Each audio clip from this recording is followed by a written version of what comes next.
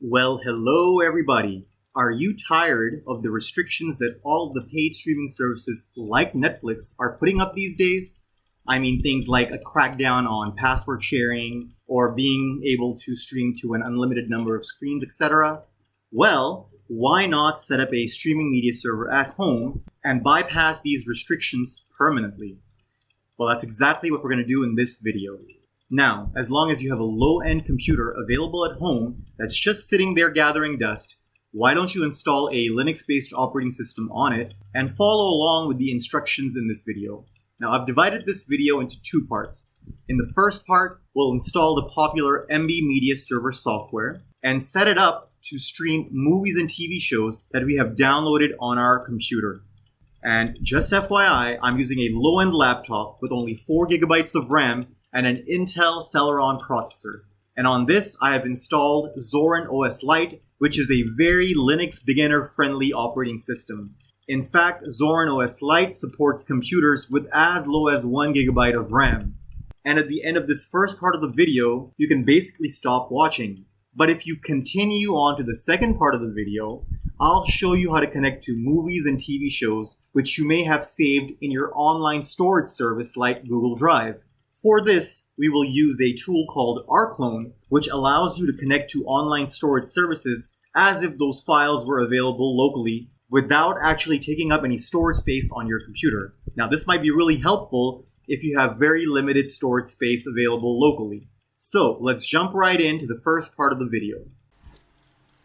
So here I am logged into my Zorin OS Lite computer, my laptop, and in order to install the Emby media server, we're going to launch our browser. Now, if you don't have a link to that in your little shortcuts here, you can always come over here and go to internet and launch it from here. And let's just type in Emby media server. And then click on the download Emby link. And since I'm on Linux, I'm going to select Linux. Now, in the drop down here, you won't find Zorin OS listed here, but you can just use the Ubuntu one. And I'm on a 64-bit Ubuntu-based operating system, so I can go ahead and use these first set of instructions here. So, let's download the server installer. Just click on it. And the download is starting. Alright, so my download has completed. Let's open up my File Explorer here, File Manager, and it's in my Downloads folder. Okay, so as per the instructions here, I have to download the thing, then I have to run this command. So I'm going to go ahead and select it, copy, Control-C. What I'll do is I will open up my terminal. We're going to change directory to my downloads folder. Well, that is simply, I'll just type in DOWN and then hit the tab so it completes the rest of it. Downloads. And if I click on LS, it'll show me my, my file that I just downloaded. So I will now Control-Shift-V to paste. But I'll need to add the word sudo, S-U-D-O, space before that and hit enter. And then I have to type in my sudo password, which is what you would set up when you're installing Zorin OS Lite. So I'm going to type that in. And now my server is being installed. It'll just take a moment. And now it seems that it's installed. So then the next set of instructions tell me is that I have to open up my web browser, which I already have open, and I have to type in localhost :8096. That's the default port that the Emby server runs on. So now I'm going to go ahead and paste this. Instead of using localhost, you can always use the IP address of your server. So let's hit enter. And now my Emby server is starting up. Let's continue with the setup. My preferred display language is of course English, so English, United States seems okay. Click on next. I'll leave the default user as Emby, and I'll set my password.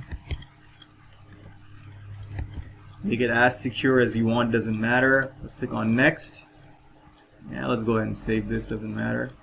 And great, now I can set up my media libraries. Now, in this first part, we're going to be setting up the movies and TV shows that are locally downloaded on my computer. So, let's set up a new library. Content type would be, let's say, movies. And the display name can be movies. Let's add a folder. I've kept my movies in /home/Kareem videos /movies. And okay.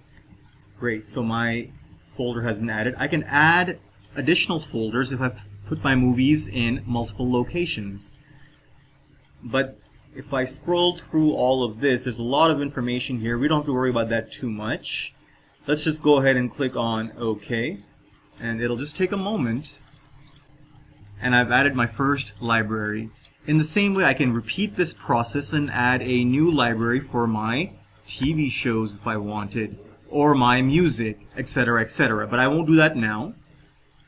I'll just hit the back, and then I'll click on Next. And for metadata, English, United States is fine. Next. This is important if you want to connect to your server from outside your home network. Let's leave that enabled, and let's click on Next. And then I click on I accept the terms and service blah blah blah, and Finish. Let's give it a moment.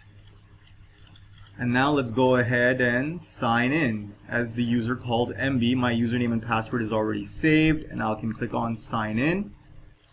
And the movies that I had saved there will show up in a little while once the movie poster and everything is downloaded. It'll just take a few minutes.